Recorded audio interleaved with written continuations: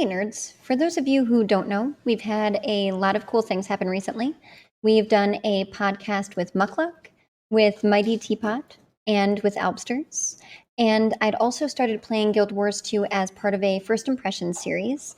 And essentially, my very first video of Guild Wars 2 was supposed to be me just saying, I'm going to be giving Guild Wars 2 a fair chance after I checked out a bunch of features before I decide whether or not it is a good and/or bad game. If you've seen any of my other videos, especially my vlogs and/or podcasts, you can tell that I do think it is a very good game. And now I'm making a huge statement after playing for about 3 weeks, and that is that I think Guild Wars 2 is the MMO to play in 2021, and I will tell you why. So this episode is concerning Guild Wars 2 as a whole and how fantastic I think the game is. And I will be making some comparisons to other MMOs. So thank you guys so much for everything. And if you like the video, don't forget to like, comment, and subscribe.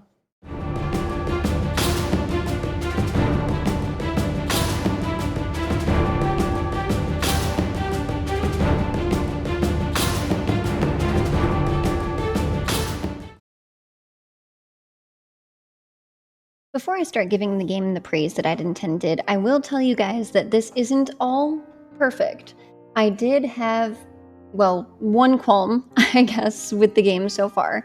And the only thing is that I know it's a free-to-play game, and I absolutely adore the model that they have. And I will discuss that a lot further in this video. But one of my big essentially selling points of trying to do this first impression playlist was that in order to give the game a fair shake, essentially, I wanted to make sure that I tried out all of the classes because, as I've mentioned previously on stream and in other videos, that I think that a lot of people give games a bad impression because they didn't choose the right class or the right starting area or the right profession, meaning crafting or gathering.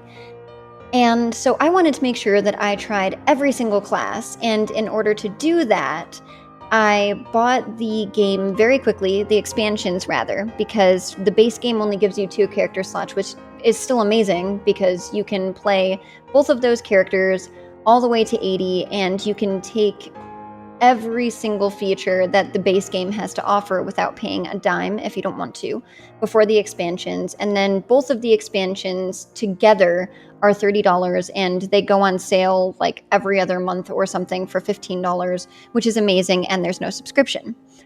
But I needed more than those 2 character slots to even make my decision on whether or not I thought the game was even playable. So I purchased the expansions, like I just mentioned, and that made it so that I had 5 character slots total.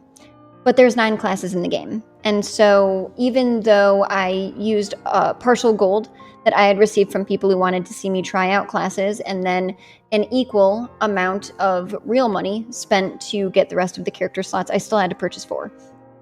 And that kind of stinks. And when you think about it in one way, it does make it so that you're almost paying full retail price for both expansions. However, I do think that they're well worth the money, and I'm honestly glad I did it. So something that you would see initially as a qualm actually, I think, is kind of a benefit. Now that we have my one issue out of the way, we can connect to it by saying how awesome I think that it is that you can play the full base game for free. And I know that some of the comments that I'm going to receive will be, well, there's free trials for other MMOs. Sure, there are. But the only 2 other MMOs that I've tried are World of Warcraft and Final Fantasy XIV. And not only did I try those, I'm actually kind of a veteran, more so with World of Warcraft than I am with Final Fantasy XIV. However, even though World of Warcraft's level scaling went back down to 60, it was until Shadowlands, well, pre-patch for Shadowlands, 120, and the trial only went up to around 30, and there were quite a few restrictions. You couldn't join guilds, you couldn't be in a party, you couldn't get mail. There was quite a bit, and I really don't think with a game of that scale, for how immense the lore when you can actually find it in game is, and for how big the game actually is as well. And then everyone says that it starts at max level, which isn't always true. Other people play every MMO in a different way. I'm a big fan of exploration, which I've really kind of harnessed with Guild Wars 2, but a lot of people will rush World of Warcraft to max level in order to do all of the raids and dungeons and such, and you cannot participate in those with the trial. So best bang for your buck, not World of Warcraft. As much as I love the game, as much as I continue to love the lore, as much as I still have all of the merch, it's unfortunate. Now, Final Fantasy XIV is very, very, very close. The idea that the free trial for Final Fantasy XIV is up to 60, which is into the first expansion of the game, and you can be every single class on one character, meaning that you could swap classes and level every single one up to 60 before you decided to purchase the game. However, you would still have to purchase the game as well as purchase the expansion, and I don't believe it's full retail price anymore, correct me if I'm wrong, but it's still a price, and then you pay a subscription as well, which I'm not saying that the devs and all of the businessmen for 14 don't deserve, because I think the devs do a really fantastic job, but it still is only to level 60. And there's one other thing. It was increased to 60 recently, and one of the reasons that people think it was increased to 60 is because before then it was 30, which again, you could experience the full game to 30 and every single class and crafter or gatherer up to 30 as well, and the MSQ, which I think would get you hooked to begin with. But a lot of people, even vets who absolutely love the game, would tell new players, the game doesn't start feeling fluid. Your class doesn't start feeling fluid until after level 30. That's when you start having to weave. That's when how long the GCD is really comes into play. And the story for ARR, whilst the MSQ is very good, doesn't really pick up until almost the last cutscenes and cinematics of the expansion. And many people will tell you that. I streamed the whole thing, so I'm a little biased. And because of streaming it, I don't think there was ever any downtime for me. So there's what was considered a big gauntlet after A Realm Reborn, which was the base game for Final Fantasy XIV. And there were a lot of fetch quests and a lot of in-between quests. It was a lull in content before the expansion, which happens. But it was so much of a downer that a lot of new players would quit before even getting to Heavensward because they thought that it was too long and it just was repetitive and not necessary. And so they shortened those quests and they made it so that the trial was until 60. And it's unfortunate that people felt that way, and it's unfortunate that the trial was increased possibly for that reason. I don't necessarily know if it was. A lot of people did mention it. It is a great trial, especially for a game that's going to have a subscription. But in my mind, when I'm thinking of, I just want to play a game, especially during times where, people are being laid off for COVID and everything that's going on, if you're going to play a game, why not play a game that you don't have to worry about paying for, that you can play the whole game without a subscription? And then, hey, if you do have an extra $30, purchase the expansions for that game. To me, it's a no-brainer, and to me, Guild Wars 2 wins, at least for economy at this point. Another one of the big arguments for 14, let's say, being better than Guild Wars 2 is being able to try every single class on the same character and every single crafter and gatherer, which was the reason that I actually chose 14 over World of Warcraft, because it was unfortunate, even though I'm an alcoholic, that I couldn't be every single class on one character, and the amount of farming that you would have to do for tomes, for legendaries if you wanted to get to endgame to raid, because for the most part for WoW that's all there was for me, it was a lot. And I have a counter argument for Guild Wars 2. So for me, even though, yes, I did spend extra money to get every single slot so that I could try every single class, just swapping weapons on one character feels like a whole new class, in my opinion. Now, I know not everyone is going to feel this way, but you have to look at completely new abilities, completely new fields and finishers that maybe you could have for yourself, or see what you could pair with other fields and finishers for other players, which is insane. And the vast amount of fields and finishers you actually can look up on a wiki, because it would take a long time to figure them out yourself, which is kind of what I want to do, so we'll see how long it takes. But it really does. And then on top of that, the classes legitimately change with elite specs and such. And so I actually do feel like there's a lot more on one character than there normally is in an MMO. And so I would argue that Guild Wars 2 is actually very good for that. And it's also very alt-friendly. So if you can't do everything you want to do on one character, there's 80 experience boosts. There's experience boosts that you can get just from chests that will increase you per level, that people will just save them up and literally just use them on one alt, get to 80, whatever. And you can also go into the PvP area to begin with to test out all of your abilities as well and check out different classes and such. So to me, I really feel like there is a vast amount of stuff that you can do on one character, even if you can't be every single legitimate class. The other thing that's really neat is that for Gathering, because of the way it's worked, where you can have a certain amount of axes or mining picks or whatever, you can be every single gatherer and you can check out all of the nodes just as long as you have that many of those picks or whatever gathering tool you need available. And what's neat about crafting is, yes, you can technically only have 2 crafting professions available at one time, but if you decide to switch, it saves your progress. So realistically, you can be every single crafter. And to me, especially like I said, that's something that's available in the base game, it's a no-brainer, and Guild Wars 2 wins. Another big thing that I love about Guild Wars 2 is the idea that the progression is horizontal.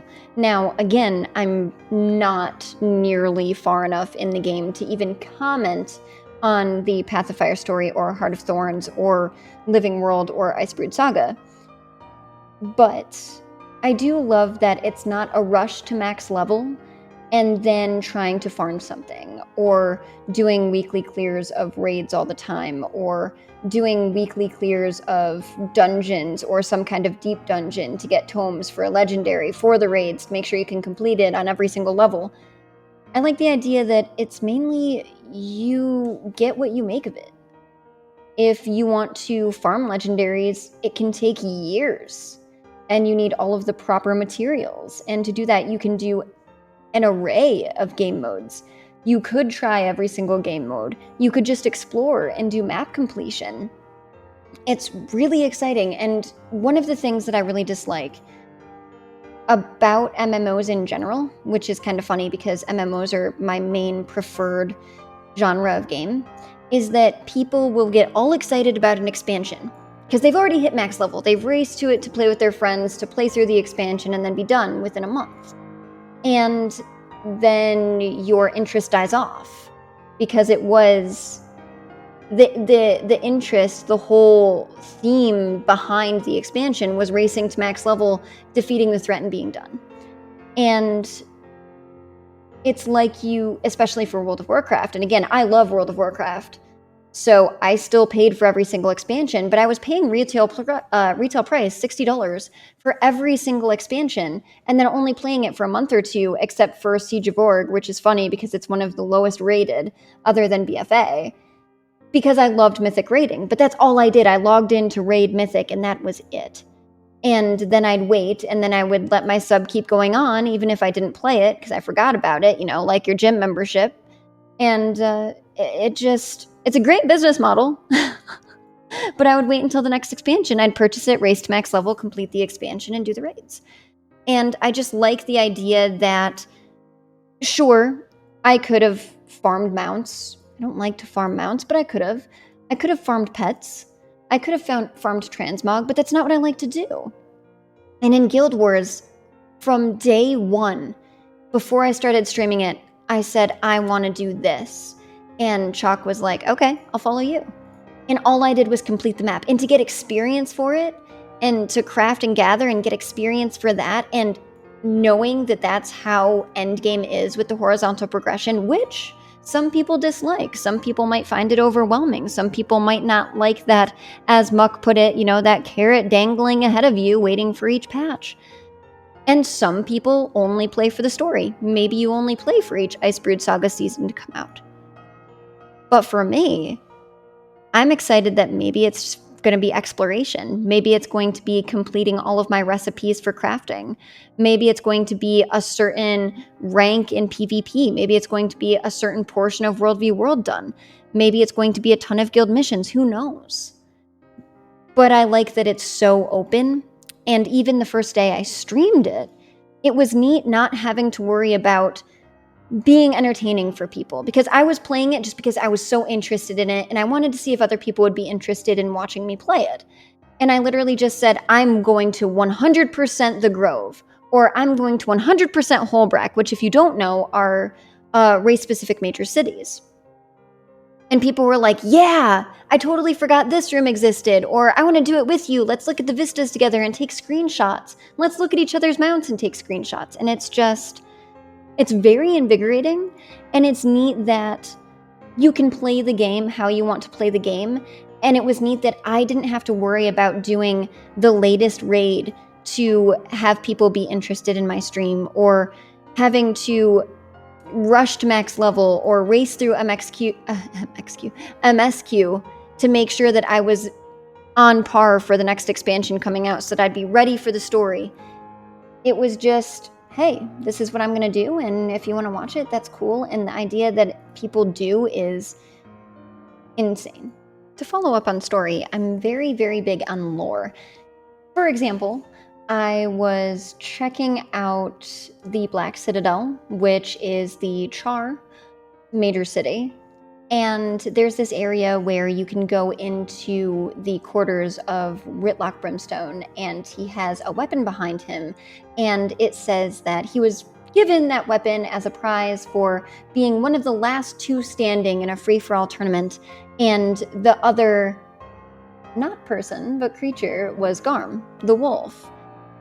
And that's incredible, because I'd done the Norn Chapter 1 story first, so I'd already met Arista Gulkin, and her wolf is Garm, and it was so neat. And I stumbled upon that and checked out the item, and that was fantastic. Or, to give you another example, there is in the human starting area near Shaymore, there's this apple orchard, and this woman wants you to do this heart quest. So you don't actually talk to someone, get a little bit of dialogue for a quest, and then fetch something else and then bring it back. It's this heart where there's a bunch of things that you could do to complete something to essentially help out this person out on the map.